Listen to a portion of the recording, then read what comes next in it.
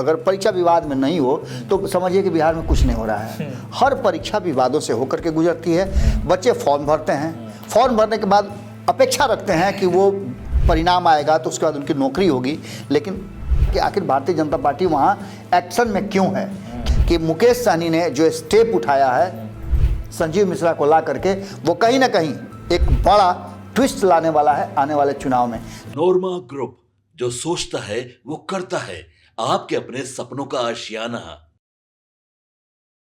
नमस्कार, सुबह सुबह आप तमाम दर्शकों का बहुत बहुत स्वागत है भारत लाइव पर।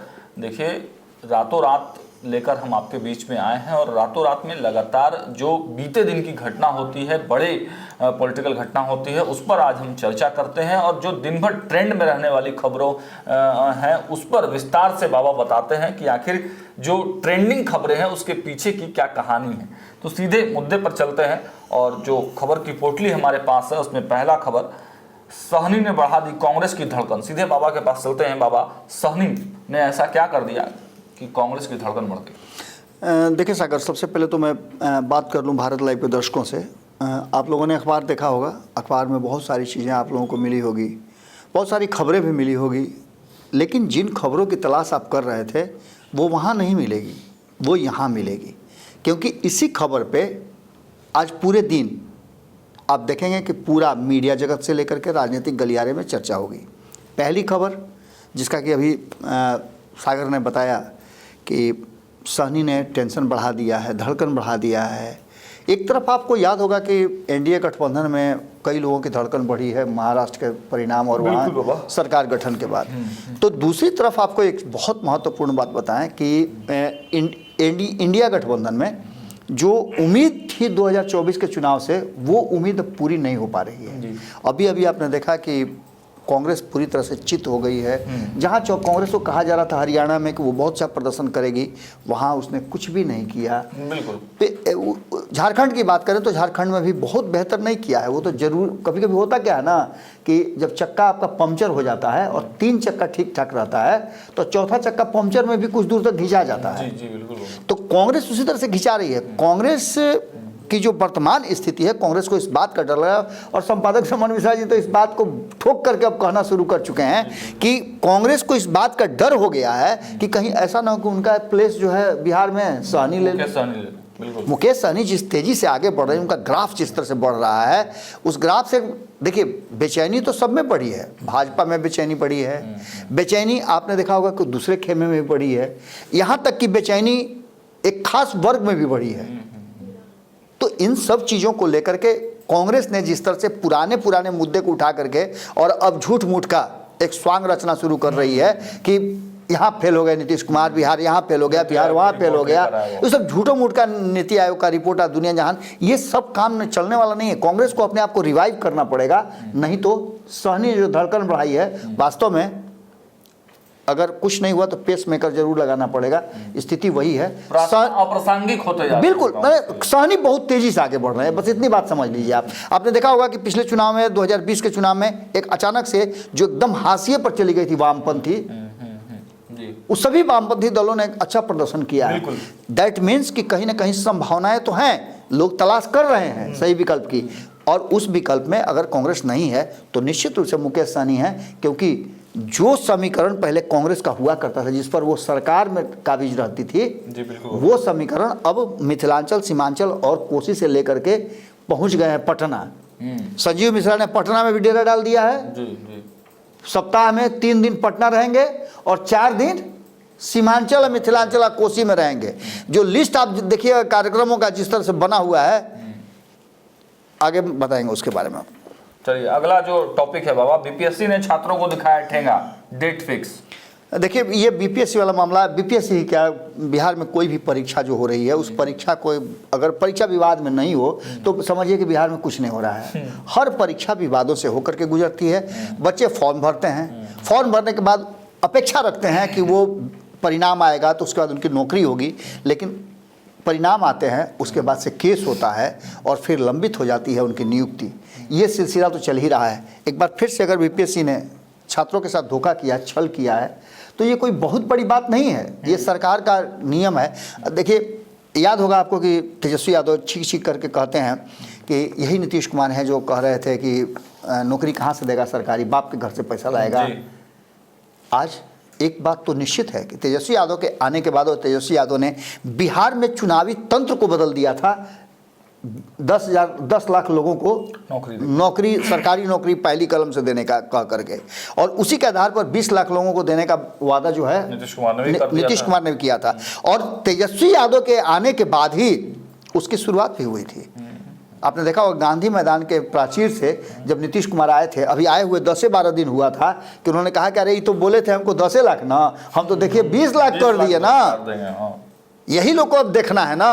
और स्थिति ये हुई कि गांधी मैदान में नियुक्ति पत्र बटा और ये तेजस्वी यादव के रहते हुए हुआ था। इसलिए तेजस्वी यादव को यहाँ आप माइनस नहीं कर सकते हैं। हाँ, सरकार जिस तरह से बीपीएससी ने अपने आप को एक ट्रस्टेड संस्था होने का जो गौरव था उसको जैसे खोया है, और जो परिस्थितियाँ बन रही है कि लगातार धरना प्रदर्शन दुनिया जहान हो रहे हैं, कहीं ना कहीं एक प्रश्न चिन्ह जरूर खड़ा हो रहा है। और आज भी जो हम बात कर रहे हैं इसलिए कर रहे हैं कि 2 तरह की नीतियां हुई हैं। बुलाया तो गया था कुछ और काम से, बात करने के लिए बुलाया गया था। एक नियम तो आपने मान लिया, एक मांग तो मान लिया, लेकिन बाकी की मांगों को भी आपको माननी चाहिए थी, क्योंकि गलती आपकी है। सर्वर डाउन होने के चलते लोग फॉर्म नहीं भर सके थे, उन्हें मौका तो मिलना चाहिए था निश्चित रूप से। तो कहीं ना कहीं डेट नहीं बढ़ा करके छल जरूर किया, धोखा जरूर किया।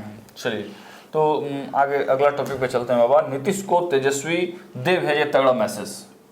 देखिए, हो क्या रहा है ना कि नीतीश कुमार सरकार तो चला रहे हैं, नीतीश कुमार बहुत सारी नीतियों को ला रहे हैं, नीतीश कुमार अपने स्तर से जो चीज़ें कर पा रहे हैं वो कर रहे हैं, लेकिन नीतीश कुमार केंद्रीय जो नीतियां हैं उस नीतियों को अपने नाम से अगर कह रहे हैं तो ये कहीं से उचित नहीं है। इससे पहले नीतीश कुमार पर आरोप लगता था कि नीतीश कुमार केंद्र की जो योजनाएं हैं, जो प्रधानमंत्री की नीतियां हैं, उसको लागू करने में बिहार में पीछे हट जाते हैं। अब जो वर्तमान परिस्थिति बनी है, चाहे वो बीपीएससी का मामला हो या नियुक्ति का अन्य मामला हो या फिर बिहार में लॉ एंड ऑर्डर की स्थिति हो या बिहार में अफसरशाही हो, इन सभी बातों को लेकर के तेजस्वी यादव ने नीतीश कुमार पर उंगली उठाया है और कहा है कि आप नीतीश बाबू ऐसे नहीं थे, आप सुशासन बाबू कहे जाते थे। उनके कहने का भाव जो था वो मैं बता रहा हूँ, उन्होंने एग्जैक्ट क्या कहा है वो आप सुन सकते हैं, भारत लाइव पे खबरों में लगा हुआ है। लेकिन वास्तविकता यह है कि नीतीश कुमार के 15 तारीख के यात्रा पर जाने से पहले या फिर जिस तरह से नीतीश कुमार भारतीय जनता पार्टी के दबाव में हैं, ऐसा हम नहीं कह रहे हैं, बल्कि राष्ट्रीय जनता दल और इंडिया गठबंधन के दल के नेताओं का कहना है कि बहुत परेशानी में है। और यही कारण है कि तेजस्वी यादव बार बार नॉक कर रहे हैं नीतीश कुमार का दरवाज़ा कि आप संभल जाइए, आप गलत ट्रैक पर जा रहे हैं, गलत दिशा में जा रहे हैं। यही नहीं, आपने देखा होगा कि बिहार से अलग अलग राज्यों से भी, चाहे वो ममता बनर्जी हों, अखिलेश यादव हों, ये सभी लोग स्ट्राइक करके बता रहे हैं नीतीश कुमार को कि आप गलत ट्रैक पर चल रहे हैं, आप समाजवादी हैं। और कहाँ आप इस सब के चक्कर में पड़े हुए हैं। बीफ वाले मामले पर आप देखें कि नीतीश कुमार के नेता ही, उनके केसी त्यागी जो सबसे करीबी उनके कहे जाते हैं, उन्होंने ही बवाल किया है। इसके बाद वक्फ बोर्ड वाले पर भले ही वो थोड़ी देर के लिए रुक गया हो, लेकिन नीतीश कुमार कटघरे में तो खड़े हैं ना। इन सभी बातों को लेकर के और 2025 के चुनाव में नीतीश कुमार की परिस्थिति क्या होगी उसको लेकर के भी लगातार इशारा किया जा रहा है कि महाराष्ट्र वाला खेल बिहार में होगा होगा होगा। और नीतीश कुमार अगर नहीं चाहते तो इसका मतलब कि कुर्सी तो उनकी गई, कुर्सी गई। देखिए, बड़ी बात बाबा ने बताई है। देखिए, एक अगला और सबसे लास्ट जो टॉपिक है हमारे पास, जो आज ट्रेंडिंग में रहेगा दिन भर, बांग्लादेशी घुसपैठ पर भाजपा ने हड़काया।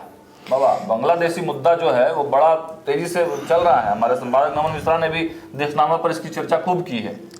देखिए सागर, ये हम लोग इसकी चर्चा 7 तारीख को कर रहे थे। 7 तारीख को हमारी चर्चा हुई थी, क्योंकि जब जैसे ही संजीव मिश्रा वाला एपिसोड सामने आया कि मल्लाह और मिश्रा को मिला करके, एमएम को मिला करके एक नया नेक्सस तैयार करने की ज़रूरत पड़ रही है, तो उसमें मुस्लिम को भी जोड़ने की बात चल रही थी कि मुस्लिम को कैसे जोड़ा जाए।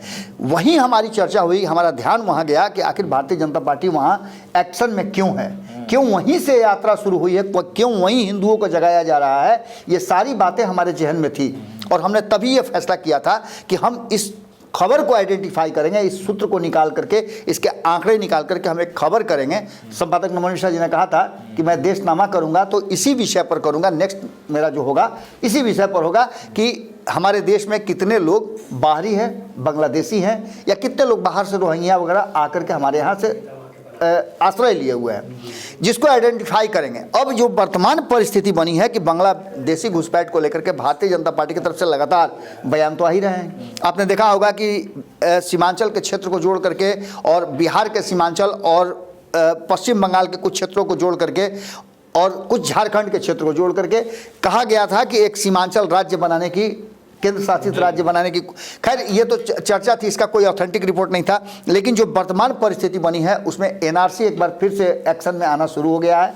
और ये 2025 के चुनाव के बाद अगर इस पर विशेष कुछ भारतीय जनता पार्टी करती है, जैसा कि आपने नवीन को देखा है कि बयान भी आ गया है, और वही नहीं, इसके अलावा आप देखिए कि अब लगातार इसी तरह के बयान आएंगे बांग्लादेशी घुसपैठ को लेकर के, सीमांचल में मुस्लिमों को लेकर के, रोहिंग्या को लेकर के, ये जितनी भी चीज़ें सामने आएंगी उसका असर नीतीश कुमार के भी वोट बैंक पे पड़ेगा। और इसका फायदा किसको मिलेगा आप अच्छी तरह से जानते हैं। निश्चित रूप से आपको एक बार फिर से बता दूं, मैं बार बार ये मजबूर होकर के हमें कहना पड़ता है कि मुकेश सहनी ने जो स्टेप उठाया है संजीव मिश्रा को ला करके, वो कहीं ना कहीं एक बड़ा ट्विस्ट लाने वाला है आने वाले चुनाव में। तो निश्चित रूप से बांग्लादेशी का मुद्दा गंभीर जरूर है। अगर आपके देश में घुसपैठ होता है तो निश्चित रूप से केंद्र की और राज्य की सरकारें उसके लिए जिम्मेवार हैं जी। अब इसको रोका कैसे जा सकता है, या जो लोग वहाँ रहते हैं उनके हक हुकूक को अगर मानते हैं बाहरी लोग ला करके यदि छीनते हैं तो ये भी एक अच्छी बात नहीं है, गलत बात है। तो ऐसी स्थिति में ये कहीं ना कहीं फेल्यूर जो है वो केंद्र और राज्य दोनों सरकार की है। मुझे याद आ रहा है कि हाल फिलहाल में 3 महीना पहले तक नीतीश कुमार जो कि गृह मंत्री हैं बिहार के, उनसे केंद्रीय गृह मंत्री अमित शाह ने जैसे ही वो गद्दी संभाले थे तीसरी बार पार्ट 3 में, उस समय उन्होंने रिपोर्ट मांगा था कि कितने लोग आपके यहाँ घुसपैठ करके रह रहे हैं, उसका एक आंकड़ा दीजिए। और उसके बाद से थोड़ा सा टून टान भी हुआ था, नीतीश कुमार उनके बैठक में नहीं गए थे। आपको याद होगा ये सारा चीज़ उन्होंने भेज दिया था सम्राट चौधरी को। खैर इन सभी बातों के साथ साथ जो वर्तमान परिस्थिति है कि चर्चा आज पूरे दिन इन्हीं विषयों पर होगी। संजीव मिश्रा फिर से ट्रेंड करेंगे, ट्रेंड तो निश्चित रूप से नीतीश कुमार भी करेंगे, मुकेश सहनी ट्रेंड करेंगे, अब ये घुसपैठ वाला मामला ट्रेंड करेगा, और इसके साथ साथ बीपीएससी सबसे ज़्यादा ट्रेंड करेगा, इसमें कोई दो राय नहीं है। दिन भर का जो अपडेट होगा सागर आपको बताते ही रहते हैं। चलिए, तो देखा आपने, बाबा ने आज के तमाम मुद्दों पर प्रकाश डाला और जो भी ट्रेंडिंग टॉपिक्स थे उसके बारे में विस्तार पूर्वक जानकारी दी। भारत लाइव पर लगातार खबरों का सिलसिला जारी है, जरूर देखिए और अपनी प्रतिक्रिया भी हमें कमेंट बॉक्स में जरूर दीजिए। बहुत बहुत धन्यवाद। चलिए ऊपर। आपके सपनों को हमने सजाया है, ई होम्स पैनोरामा को हमने बनाया है। ई होम्स मेरा एक सपना था जिस पे मैं पिछले 4 साल से काम कर रहा था। हमने जो बनाया है वो सबने है माना। ई होम्स पैनोरामा में हो आपका भी आशियाना। और फाइनली हमने 2021 में इस प्रोजेक्ट को लॉन्च किया। बहुत लोग अप्रिशिएट कर रहे हैं कि पूर्णिया जैसे शहर में, बिहार के, एक तो बिहार की बात करें उसमें भी पूर्णिया जैसे छोटे जगह में इस तरह का लाइफस्टाइल देना, ये सुन के हम लोगों को बहुत अच्छा लगता है। ई होम्स में हमने कुछ और भी किया है, जैसे हम जिस जगह में रह रहे हैं हमारे फैमिली सिक्योर हो, उनको सिक्योरिटी का ध्यान में रखा है। आपकी सुविधा और सुरक्षा आपके लिए खास है, ये आपका विश्वास है। इसमें आर्टिफिशियल इंटेलिजेंस का 7 लेयर सिक्योरिटी का हमने इस्तेमाल किया है। लस ग्रीन कैंपस को बनाया है, यदि हमारा बाउंड्री वाल है तो वो वर्टिकल गार्डन है।